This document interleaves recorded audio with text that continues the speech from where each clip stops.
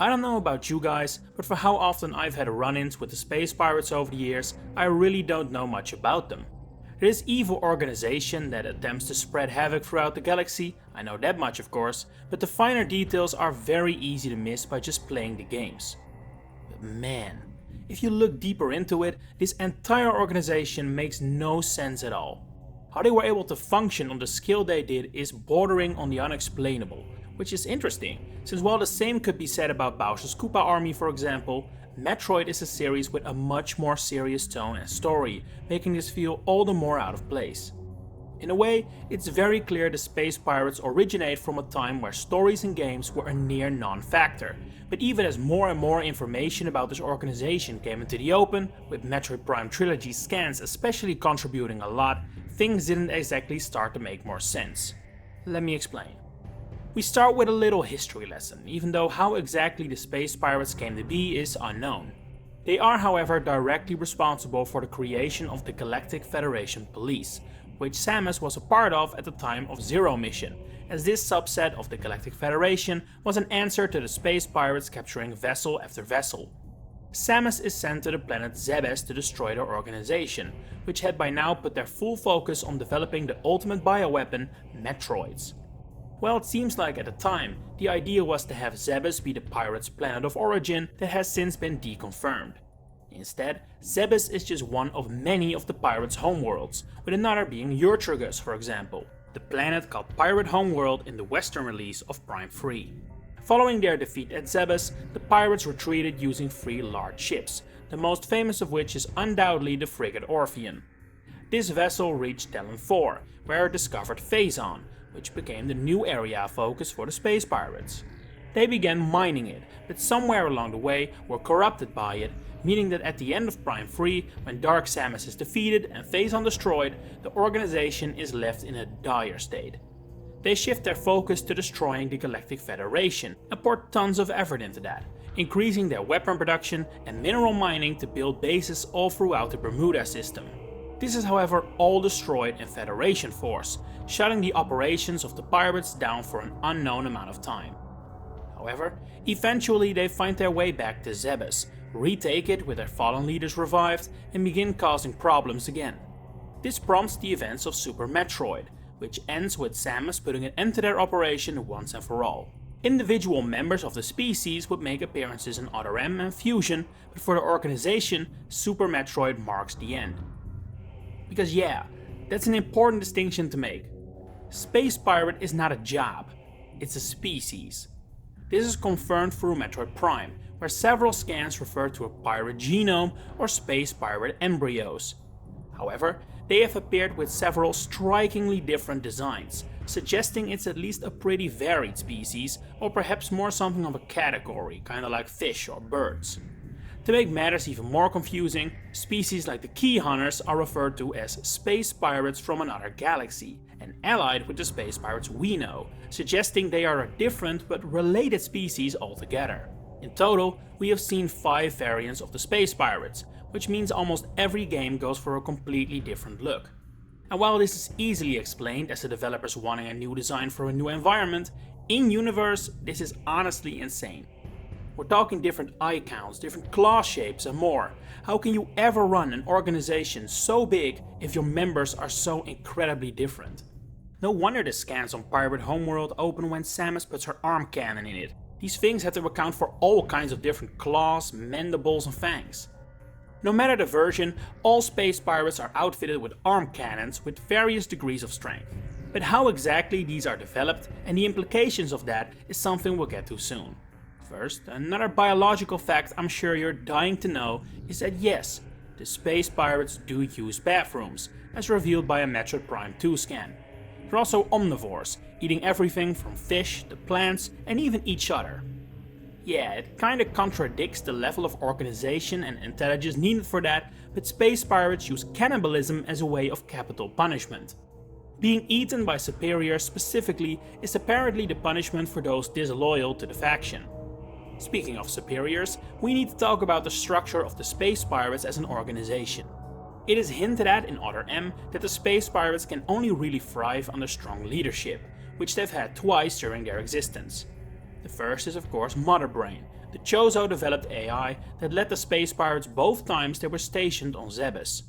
In between those two occasions, the space pirates were effectively led by Dark Samus, as she could control all beings infected by Phazon, which included possibly the entire space pirate organization. Furthermore, Prime 1 and 2 both mention a High Command, who might have been the on-paper leadership following the demise of Mother Brain.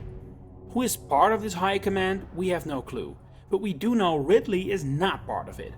One of the things High Command decided was to bring him back as Meta Ridley, an order that would have been impossible if he was a part of High Command himself, of course. That said, Ridley is known to have a high-ranking position within the space pirate structure, something that also applies to Kraid, Phantoon and Dragon. This is where things get a little unbelievable.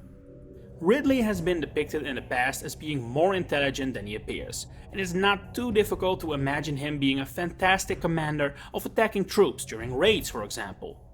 But those other three? How is this supposed to work? Kraid is absolutely massive, good luck fitting him on one of the ships.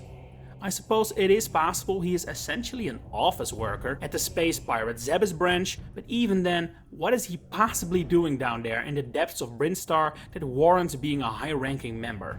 And don't get me started on Dragon, who shows zero signs of intelligence whatsoever and seems to be just a monster. At least Phantoon, despite being some sort of ghost or spectral being, is said to feed off the energy of Mother Brain, possibly suggesting the leader of the pirates can control it. Still find it hard to imagine Phantoon leading an army of pirates, but at least that explains the affiliation. Now, all of this wouldn't be such a big problem if the space pirates were a more vague organization, which would leave gaps for interpretation and room for imagination. But mostly because of Prime Trilogy scans, as I've mentioned a million times now so I won't do it again, we know how incredibly well run and organized the pirates actually are. They have entire research departments set up to test and develop new weapons, for example, based on Samus. This leads to the Trooper Pirates, who can use her beam technology, as well as painful field experiments trying to replicate the Morph Ball. Yeah, concern for life is something the space pirates definitely don't have with these experiments. Not only are there several accounts of space pirates giving their life for science, they have also experimented with their own genome countless times to aim for stronger soldiers. Elite pirates, Omega pirates, Berserker knights, Shadow pirates, all are heavily mutated or altered space pirates. Pirate cargo drones also contain a severed pirate's head, which seems like one hell of a sacrifice for a mere cargo drone. Or perhaps it is another example of the severe punishment the pirates put on unwanted behavior, like the aforementioned cannibalism. Not every punishment is so draconian, however. Lighter examples that further show how well organized they are include cutting rations, transfers to more dangerous areas, and even docking pay. Yeah, space pirates get financially compensated apparently. It is revealed in Metroid Prime 2 that cowardice is also an act worthy of execution, which is ironically enough done through a shot in the back. However, despite all this cruelty, space pirates have lighter sides to them as well.